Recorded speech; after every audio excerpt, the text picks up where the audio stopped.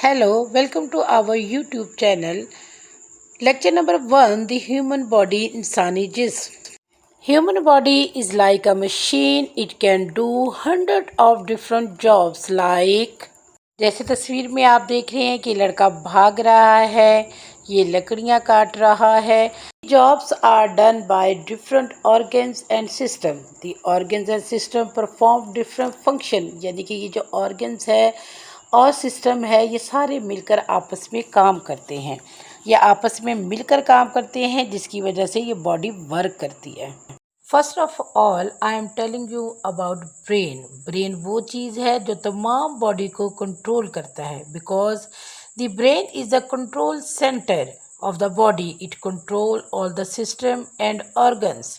अगर ब्रेन ना हो, विदाउट ब्रेन जो है बॉडी की तमाम बॉडी और इसके सिस्टम जो है वो बेकार है.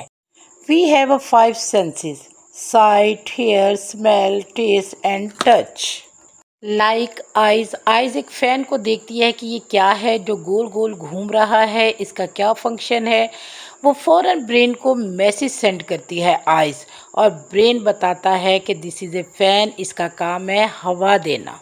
इससे साबित हुआ कि देखिए आइज़ को बिल्कुल नहीं पता था कि ये क्या चीज़ है. ये ब्रेन ही था जिसने आइज़ को बताया कि दिस इज़ ए फ़ैन.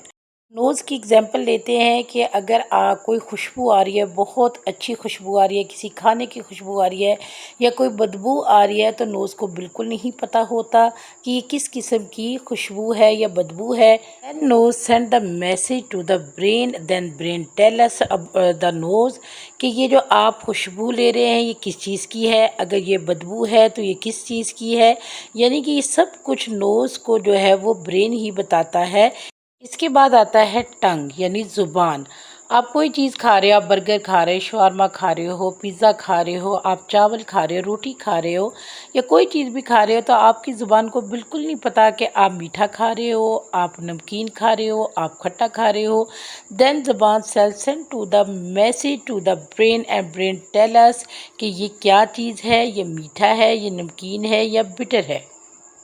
इसके बाद हम कान को देखते हैं कि कान जो हमारा ईयर है वो बाहर की आवाज़ें भी सुनता है, घर के अंदर भी आवाज़ें सुन रहा होता है. हम म्यूज़िक सुन रहे हैं, कोई हमारे से बातें कर रहा है या बाहर किसी के लड़ने की आवाज़ आ रही है, तो ये सब बातें जो हैं ये इसको बिल्कुल नहीं पता होता कि ये क्या आवाज़ है, कौन क्या कर रहा है. ये तमाम जो आवाज़ों का है मैसेज जो है वो ब्रेन को सेंड करता है. देन ब्रेन उसको बताता है कि ये लड़ाई कर रहा है, ये गाना गा रहा है और ये आपस में बातें कर रहे हैं. इसके बाद हम स्किन की एग्जांपल लेते हैं कि हम किसी भी चीज़ को टच करते हैं. जैसे कि अगर कोई गर्म चीज़ पक रही है या कोई देज की है, उसको हमने हाथ लगा लिया अचानक और उसको हमें पता नहीं था कि ये गर्म है. जैसे ही हम उसको हाथ लगाते हैं फ़ौरन हम हाथ पीछे को खींच लेते हैं, क्योंकि स्किन ने मैसेज किया ब्रेन को. ब्रेन ने इसको बताया कि जिससे तुम टच कर रही हो ये बहुत गर्म है, जिससे तुम्हारा हाथ जल जाएगा. तो वो हमारा जो ब्रेन है वो हमें बताता है कि ये गर्म है, ये ठंडा है या क्या चीज़ है. सम ऑर्गन्स जो हमें बॉडी के ऊपर नज़र आते हैं, लेकिन कुछ सिस्टम ऐसे हैं, some systems are inside the body, जो हम देख तो नहीं सकते लेकिन वो हमारी बॉडी के अंदर वर्क कर रहे हैं. जैसे कि स्केलेटन सिस्टम यानी बोन्स का सिस्टम, ये हमारी बॉडी का फ्रेमवर्क बनाती है और जिसकी वजह से हम चल फिर सकते हैं, उठ बैठ सकते हैं, घूम सकते हैं. मस्कुलर सिस्टम यानी पट्ठों का सिस्टम, ये मसल्स और बोन्स मिलकर जो है बॉडी को मजबूत बनाती हैं, जिसकी वजह से हमारी बॉडी जो है वो स्ट्रॉन्ग बन जाती है. सर्कुलेटरी सिस्टम यानी हमारी बॉडी में ब्लड का सर्कुलेट होना. Heart pumps blood to all parts of our body, यानी जो हार्ट है वो हमारी बॉडी में जो है वो ब्लड को सप्लाई करता है. रेस्पिरेटरी सिस्टम यानी सांस लेने का निज़ाम, ये मैं आपको ज़रा डिटेल से बताना चाहती हूँ. जैसे कि हम सबको मालूम है कि नोज़ के ज़रिए सांस अंदर लेके जाते हैं और मुंह के ज़रिए सांस बाहर निकालते हैं. मीन के air is pulled into and pushed out the body by this system. Oxygen is very important for us. नाक के ज़रिए हम ऑक्सीजन अंदर लेके जाते हैं और विंड पाइप के ज़रिए ये ऑक्सीजन जो है हमारे लंग्स में पहुंचती है। यानी जब हम इनहेल यानी सांस अंदर खींचते हैं तब हमारी पसलियां और डायाफ्राम भी सिकुड़ता है और लंग्स को ज़्यादा जगह मिलती है कि वो ज़्यादा से ज़्यादा ऑक्सीजन अपने अंदर स्टोर करता है।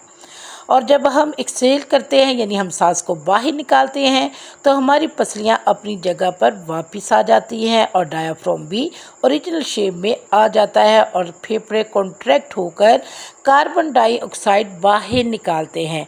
और बच्चों, आपको पता है कि कार्बन डाइऑक्साइड हमारे लिए अच्छी नहीं है। डाइजेस्टिव सिस्टम यानी निज़ाम हज़म, यानी हम कोई चीज़ भी खाते हैं, जैसे कि आप राइस खाते हो, रोटी, बर्गर, पिज़्ज़ा, कोई चीज़ भी, तो ये हम अपने मुंह से खाते हैं। मुंह से खाते हैं, दांतों से चबाते हैं। दांतों से चबाने के बाद ये जो खुराक हमने खाई है वो फूड पाइप के ज़रिए जो है वो स्टमक में चली जाती है।